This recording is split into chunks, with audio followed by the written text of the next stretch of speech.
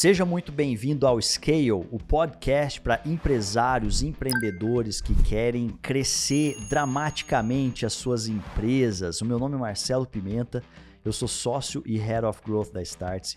A gente está aqui hoje para bater um papo sobre tecnologia, inovação, NFTs, blockchain e todo esse caldeirão de oportunidades que você pode também implementar aí dentro da sua empresa.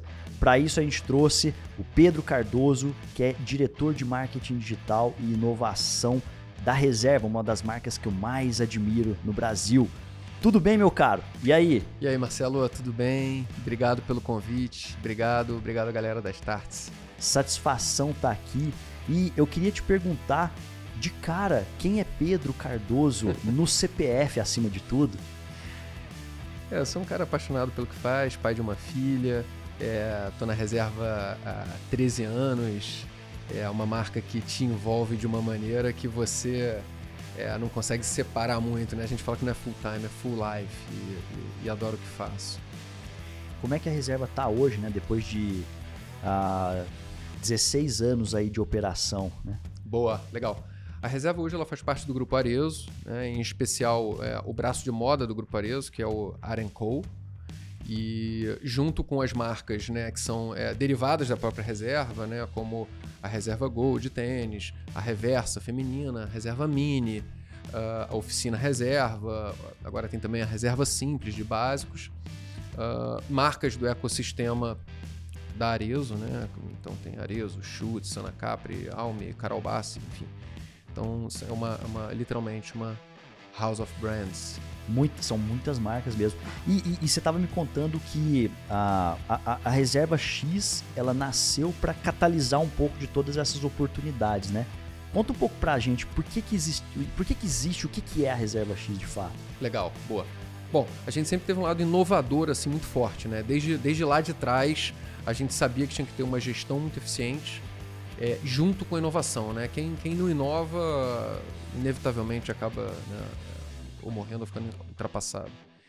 Então a gente sempre fez projetos, né, de inovação muito fortes, né? Faça Você, que é uma suíte nossa, né, uma divisão nossa de customização, começou com camisetas e foi se expandindo. A partir daí a gente criou a Reserva Inc., que é uma marca, né, uma plataforma loja de lojas, e enfim, N inovações que a gente foi fazendo ao longo desses 16 anos. A Reserva X, a gente começou no finalzinho do ano passado, e nada mais é do que um núcleo dedicado a aprender, organizar e implementar as oportunidades do ecossistema Web3, né? Que é essa nova fase da internet, como tem se chamado por aí. E exatamente nesse ponto que eu queria pegar com você, porque eu acho que a grande parte da nossa audiência, inclusive nós mesmos, temos um pouco ainda de dificuldade para entender o Web3, né?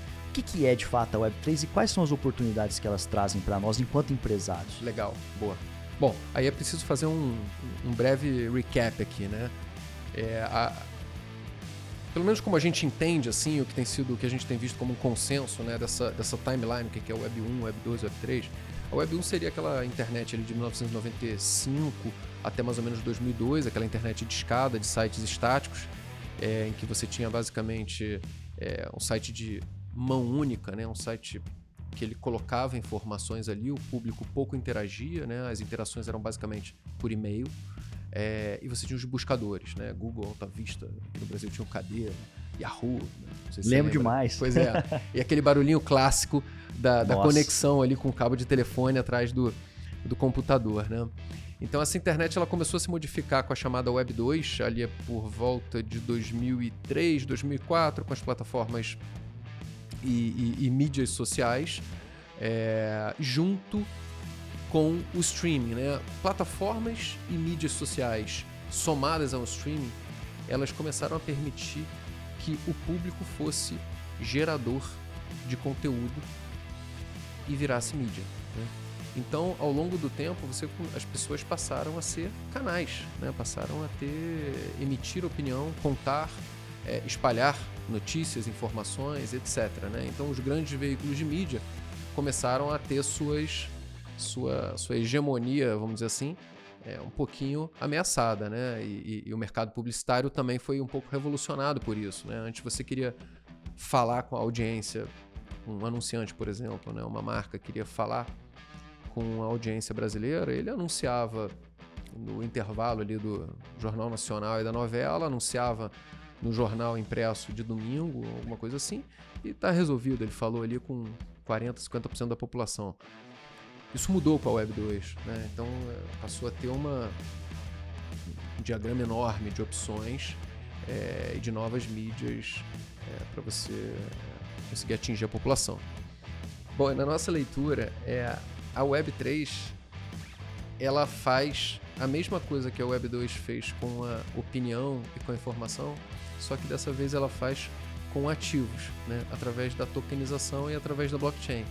Então você o público passa a trocar ativos, propriedades, certificados, direitos, né? Que passam a ser tokenizados. O público passa a trocar entre si, né? Esses ativos de maneira independente, sem precisar de um intermediador. E aí a gente pode aqui citar alguns exemplos de como algumas indústrias poderão fazer isso através da Web3.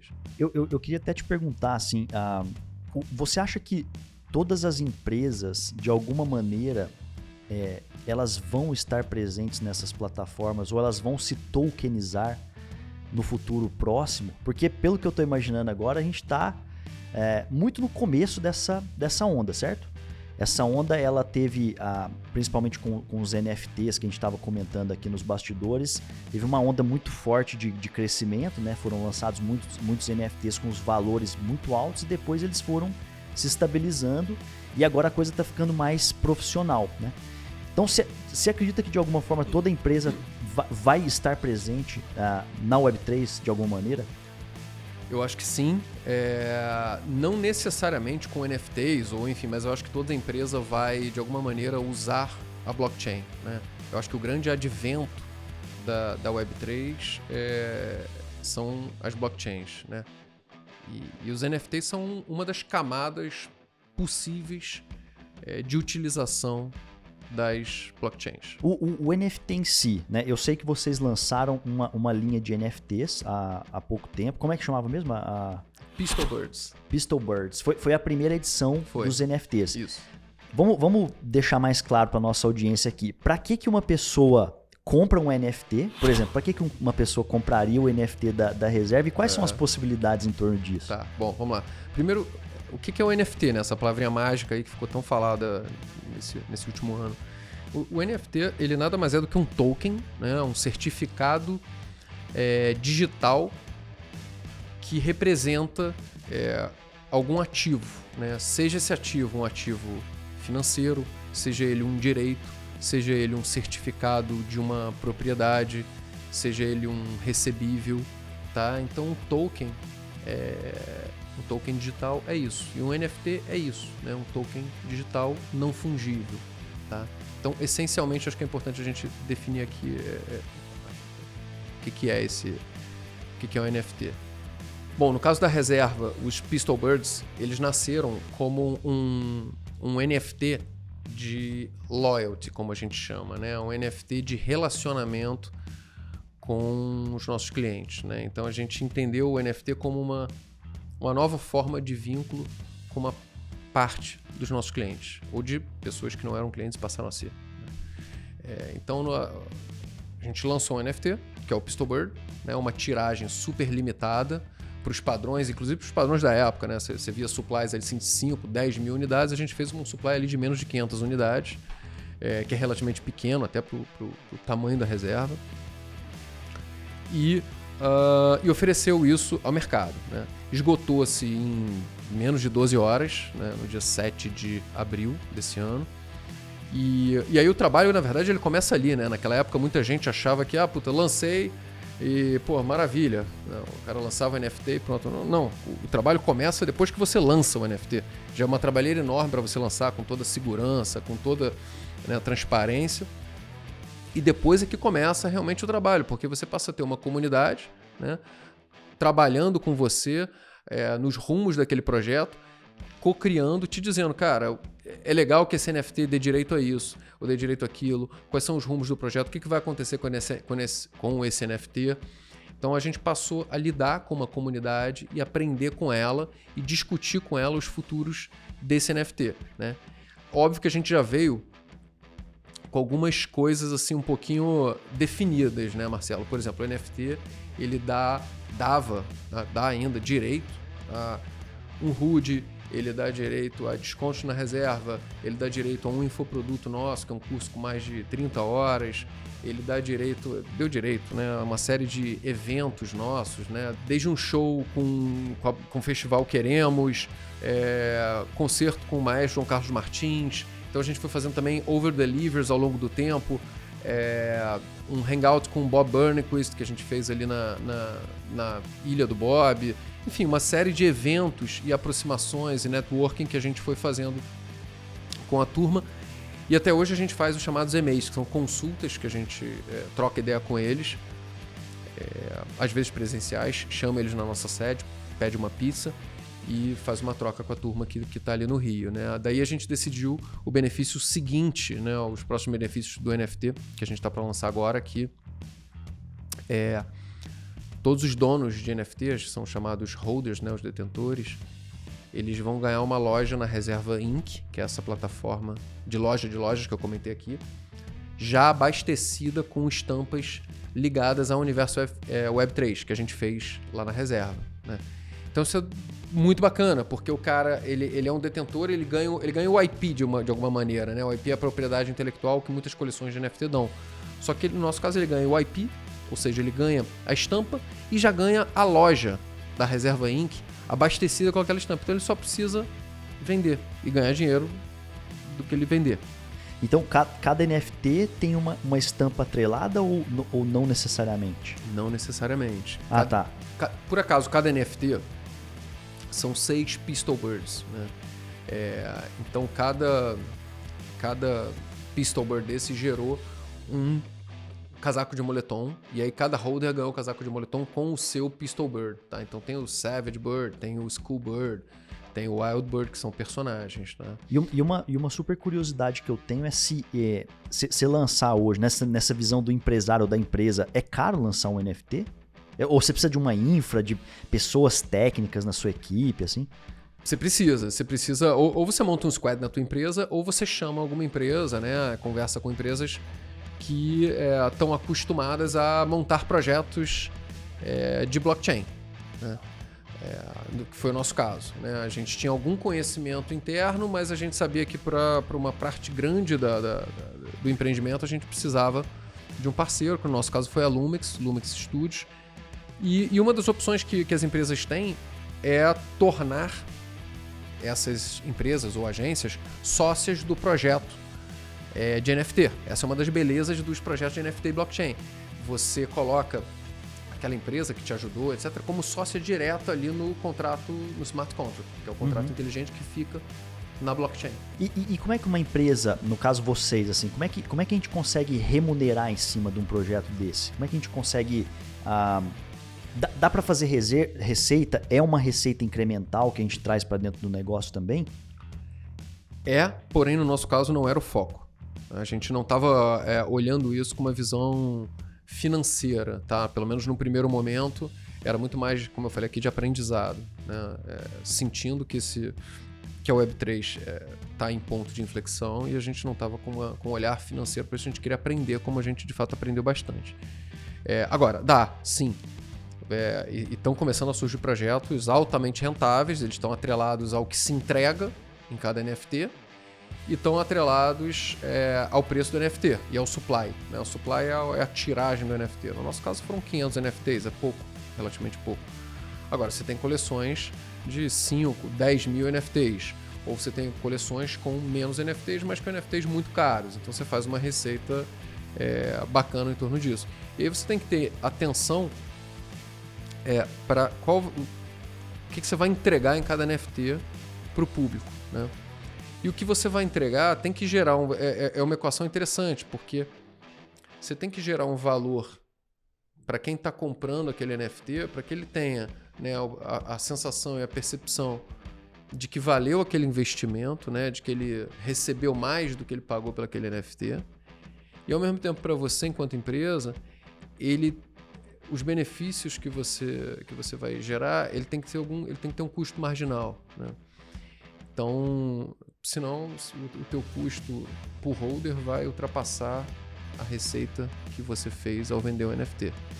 Então, uma dica, assim, o infoproduto é um caminho muito interessante, né? Porque o infoproduto você criou ali uma vez para você fazer e vender aquilo ali na cauda longa, é mais tranquilo do que, por exemplo, para cada NFT eu vou fazer um produto ou alguma coisa assim.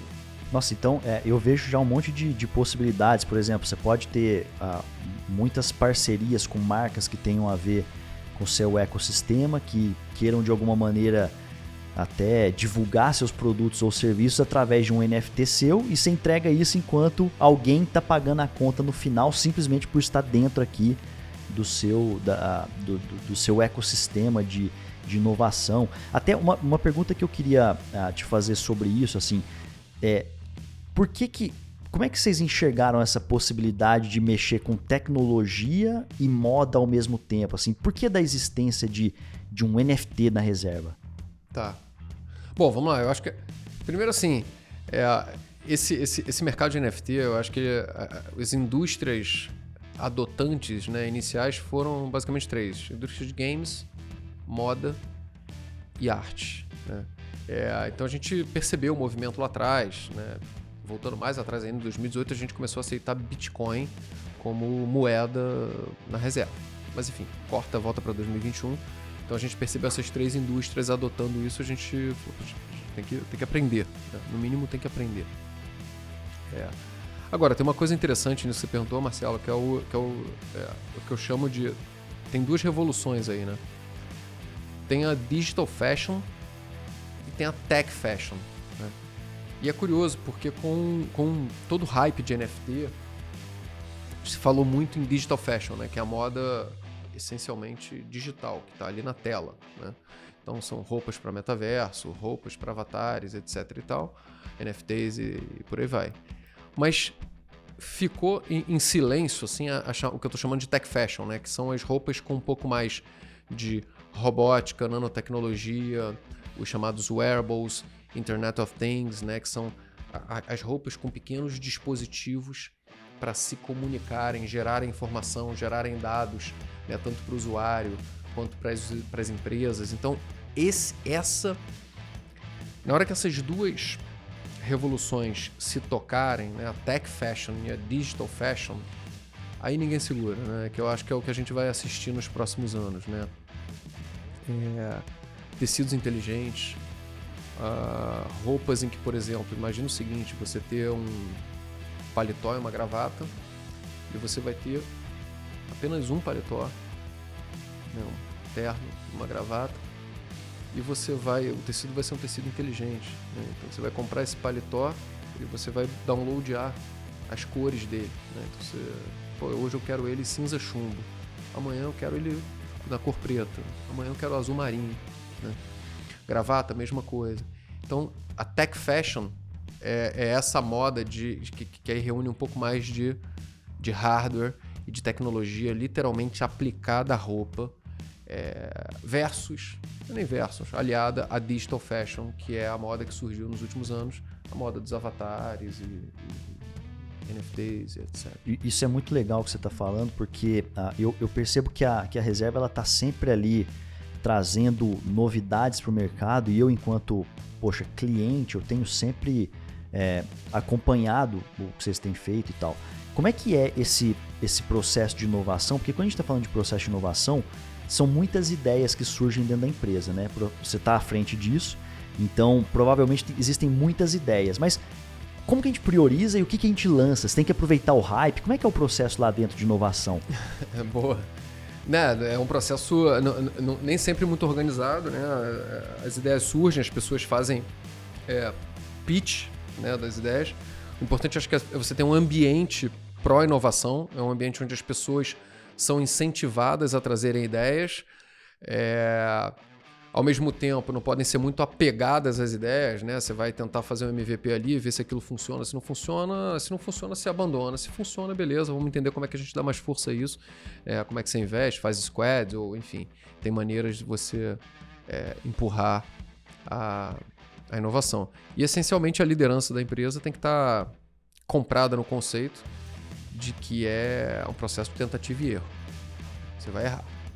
E aí o cara que está ali com você, né, a cultura da empresa tem que estar um pouquinho ou bastante aberta ao erro, né, porque você vai errar. Você vai tentar, 8 coisas, uma vai dar certo. Tem que ter, como eu falei aqui, tem que ter um certo desapego, né, para entender rapidamente se aquilo ali tem um bom caminho. Se não tem, você aposenta, espera uma nova oportunidade. Então, assim, é um processo... Não tem muito método, não. A gente discute muito lá, isso aqui vai em frente, isso aqui não vai... E tenta fazer um MVP, e o que vai a gente dá força, o que não vai aposenta, espera outro momento. Eu queria aproveitar que vocês estão bastante acelerados aí no que eu posso chamar de processo de inovação de uma empresa que está realmente, escalando muito, e a gente sempre está trazendo esse tipo de assunto aqui no nosso podcast, mas o que você diria que hoje são os principais aprendizados de vocês para que as pessoas evitem? Ou não tem isso? Sei lá, o que vocês aprenderam nesse processo de inovação agora com todas essas novas tecnologias? Bom, vamos lá. Eu acho que assim, para responder essa pergunta, a gente sempre olha para lá para o nosso propósito, né? Cuidar, emocionar e surpreender os nossos clientes todos os dias. Então, quando a gente está na dúvida de alguma coisa, está numa encruzilhada, a gente volta para o propósito e tenta responder ou ver se aquela questão responde o nosso propósito. Essa acho que é a primeira coisa. E acho que cada empresa tem ou está buscando encontrar o seu propósito. Então, acho que sempre essa é uma coisa válida, né? Volta sempre ao seu propósito e diante de uma encruzilhada ou um caminho, uma decisão, pensa, isso está alinhado com o meu propósito, né? E no nosso caso, o cliente está muito no centro, né? E a gente toma decisões, às vezes até decisões não financeiras de curto prazo, né? Em prol do cliente, né? Em que você vai ter o ganho lá na frente, você vai ter o ganho no chamado lifetime value, né? Na relação com o cliente. Então, isso é sempre uma lição. Toda vez que a gente toma uma decisão pensando no cliente e pensando no cliente não como uma carteira, mas como um ser humano que a gente quer ter uma relação de confiança, sempre fez muito sentido no nosso caso. E no NFT foi um pouco por aí também. A gente percebeu que tinha um hype, né? Tinha uma onda, tinha uma espuma ali. A gente concluiu que a gente não podia entrar na onda. Teria sido muito fácil fazer um NFT com um roadmap vago, ou um preço muito caro, ou um supply muito alto, e a gente falou, não, vamos fazer uma coisa menorzinha, vamos começar pequeno nisso para aprender, é até mais fiel com o nosso cliente. Então, no caso do NFT, foi por aí.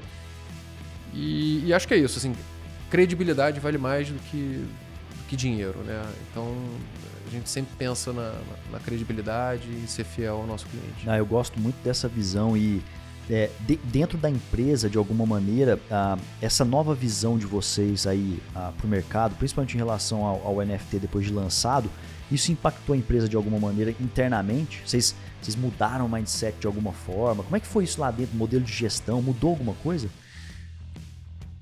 Passou-se a se falar muito mais em tokenização, né? Tem gente lá falando em tokenizar franquia, tokenizar... Você começou a falar em tokenização de forma muito mais ampla na empresa, né? Que vai ser um pouco do que a gente vai vivenciar nos próximos anos. Então, você já tem gente de outras áreas falando realmente em blockchain, falando em tokenização, a galera de CRM. Então, o assunto entrou na pauta e no dia a dia. E tudo que a gente faz, a gente pensa assim, agora, será que dá para fazer isso com blockchain? Será que dá para fazer um NFT disso? Será que dá para fazer um cross entre um produto físico e um digital via NFT? Então, as pessoas começam a se perguntar no lançamento de um projeto, não precisa ser um produto ou qualquer outra coisa, como é que dá para usar a blockchain nisso? Pelo que eu estou percebendo aqui, você está falando que é mais ou menos assim, um processo evolutivo dentro da empresa. Então, se vocês não tivessem dado esse primeiro passo, possivelmente vocês não teriam criado essa cultura dentro da equipe e a equipe não seria provocada a fazer algum tipo de mudança. Mas como você estava trazendo para nós aqui, é um mundo sem volta, certo? Não tem mais jeito, isso vai acontecer. Então a gente recomenda que essa nossa audiência comece realmente a de alguma maneira, aprender mais sobre isso para que eles possam levar essa nova realidade aí para dentro das empresas deles também, né? É isso. Estudar, enfim, se interessar um pouquinho por blockchain, tokenização, eu acho que essas são assim, as palavras-chave, né? Para poder buscar conhecimento.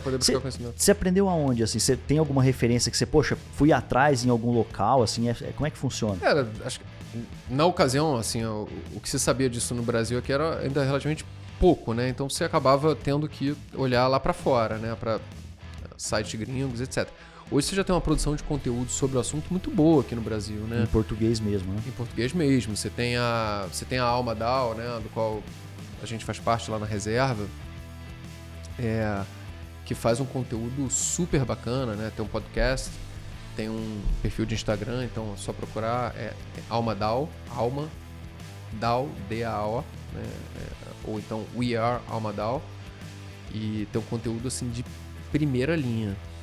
Muito legal. E dentro do metaverso, quais são as oportunidades e como é que vocês... Tem algum projeto que vocês estão prestes a lançar lá dentro? Ou se pode falar alguma coisa a respeito sobre isso? A gente preferiu começar especificamente por projetos ligados à blockchain, né? No caso a NFTs, transacionando NFT para aprender um pouquinho, aproveitando que já existia vamos dizer assim, um marketplace disso consolidado, que era o OpenSea, que é o OpenSea no caso.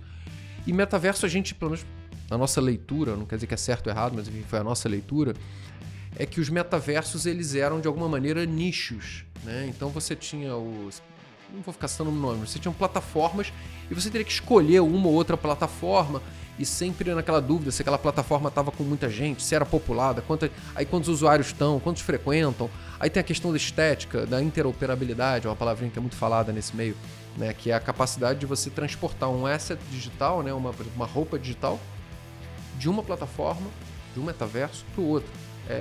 Ainda não existe isso, né? Então, isso compromete um pouquinho a atuação em metaverso, né? A parte estética, etc. Então, a gente tem, sim, alguns projetos vindo pela frente, né? Tem o Spreeze NFT, que é um tênis que a gente vai fazer a versão física e a versão digital dele, a versão digital para metaverso chamado Decentraland. Tá? Uhum. Então, quem comprar o Spreeze NFT vai ter o direito de resgatar o par físico e vai ganhar o par para o seu avatar, né, para usar no Decentraland. E como é que você está enxergando o próprio metaverso hoje em dia? Assim, é meio que papo de novos entrantes, né? Como é que chama o pessoal que está começando agora? A gente estava falando aqui agora há pouco, os early adopters, ou isso é um negócio que vai... Você acredita que vai alastrar mesmo no mercado? Eu acho que há uma espera, né, assim, de várias indústrias pelo que eu falei aqui agora da interoperabilidade, né? O que é isso? Inclusive é nossa. A gente pegue, por exemplo, um arquivo JPEG. Né? Um arquivo JPEG é um arquivo de foto que você abre no seu celular, você abre no seu computador, você abre em qualquer browser, você abre no WhatsApp, você abre em tudo, né? Um arquivo JPEG. Isso é uma interoperabilidade desse tipo de arquivo. O arquivo, vamos dizer assim, o digital asset, né? Que pode ser um NFT, pode ser um tênis no seu avatar, uma roupa no seu avatar, ele não tem isso hoje entre os metaversos. O que seria o mundo ideal, né? Você comprar uma camiseta, né? Uma roupa digital, uma camiseta, um casaco, e você poder transportar entre diversos metaversos, jogos, você poder levar para uma reunião no Zoom, no Google Meet, você aplicar sobre o seu corpo, né? Isso tal qual um JPEG, né? Você ter esse jogo daquilo ali. Isso não existe ainda hoje, ou pelo menos eu não tenho notícia, talvez esteja para nascer, ou de um app que transforme, crie uma interoperabilidade, mas isso está sendo aguardado. Eu acho que na hora que acontecer isso, você começa a ter uma velocidade maior de itens criados para os metaversos. Como não se tem, as empresas que querem hoje estar no metaverso têm que eleger um metaverso e fazer alguma coisa específica em parceria com aquele metaverso, né? Ou seja, a gente está dando os primeiros passos ainda, mas daqui a pouco a coisa pode funcionar. Eu estava num evento, inclusive, da Meta recentemente, eles estavam mostrando lá que as oportunidades para quem está precisando ou gostaria de criar os filtros iniciais de realidade aumentada assim, são muito grandes, porque eu imagino que as empresas vão começar a criar nessas soluções e para que elas possam criar, imagina, até hoje tem falta de motion designer, web designers de qualidade. Imagina se o mercado não vai começar a demandar agora os graphic designers. Muita coisa. Então, assim, é um mundo de oportunidades. Acho que as pessoas estão precisando realmente aprender um pouco mais e dar o primeiro passo, né? Muita coisa, Marcelo. E é isso que você falou, né? Voltando, eu acho que o metaverso, a gente falou um pouco dessas... Tem uma outra camada que é realidades aumentadas e realidades virtuais atreladas ao que eu chamei de tech fashion, né? Então imagina que, por exemplo, a gente criou aqui um casaco, né? Um windbreaker, por exemplo, um casaco de nylon super legal. E esse casaco, ele tem dispositivos, né, que informam o índice UV a qual você está exposto, a velocidade da sua corrida, se você teve uma queda brusca, ele aciona, por exemplo, uma emergência.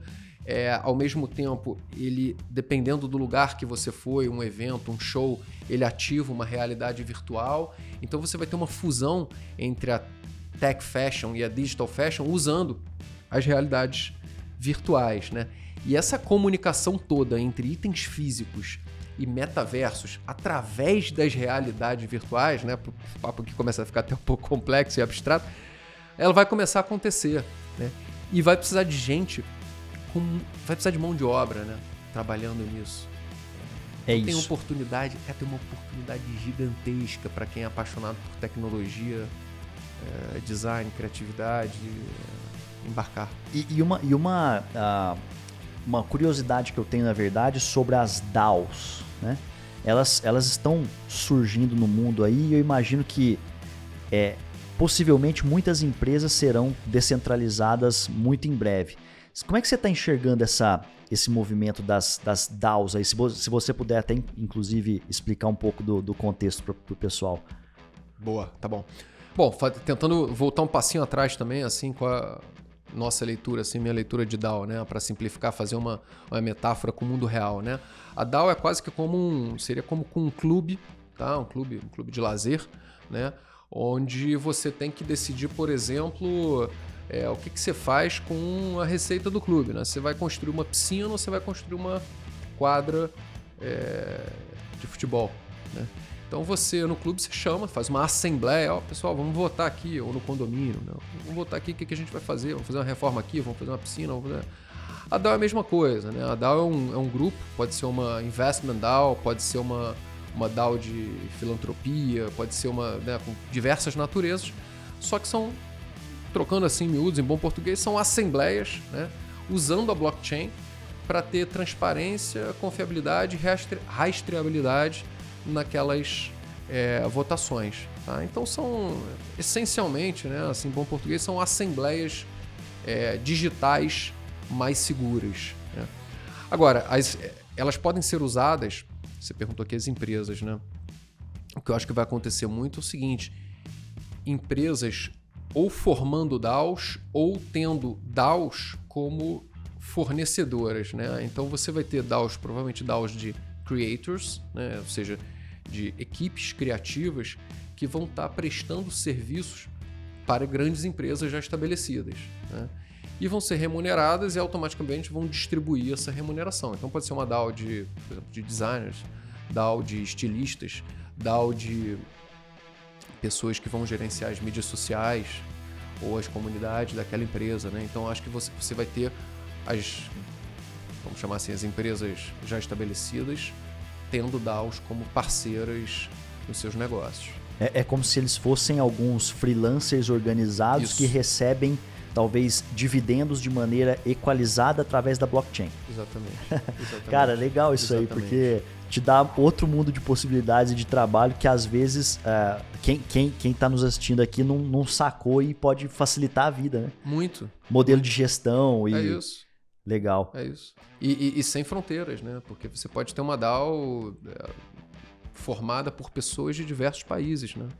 Muito legal. E, Pedro, eu quero te agradecer muito aqui pelo nosso bate-papo e dar um recadinho pro pessoal que está nos assistindo aqui agora, que é o seguinte, a gente acabou de lançar o Scale, né, que é o nosso programa de aceleração aí para empresários que querem realmente colocar sua empresa no próximo nível, né? Colocar suas empresas aí no próximo patamar. E para isso nós temos professores magníficos como o Sean Ellis, que é o grande criador do Growth Hacking. Temos também o Aaron Ross, que é simplesmente o maior best-seller da história das vendas, né? Lançou o livro Receita Previsível, que é um dos maiores livros da história do mundo aí sobre vendas, né? Sobre receita previsível de fato. E teremos também o Pedro Cardoso aqui, com uma aula muito incrível para vocês que quiserem também acessar o programa. Aí vai estar disponível no link que está aparecendo aqui na sua tela, ou nesse QR Code também que está aqui à sua disposição, sobre como que você pode, de fato, implementar inovação com essas novas tecnologias que a gente acabou de trazer aqui no nosso podcast de hoje. Pedro, eu queria dizer aí, pode colocar suas considerações finais e agradecer muito pela sua presença aqui hoje. Imagina, eu que agradeço o convite, parabéns aí pelo Startse. E assim, é isso, galera. Quem quiser saber um pouquinho mais, a gente tem um Instagram chamado Use Reserva X. Ali a gente tem um pouquinho de notícias, tem um pouquinho sobre os nossos projetos na Reserva X. E temos também um projeto novo, que é o Sprees NFT. Então você acessa ele através do usereserva.com/SpreesNFT. Obrigado. Valeu pessoal, até a próxima.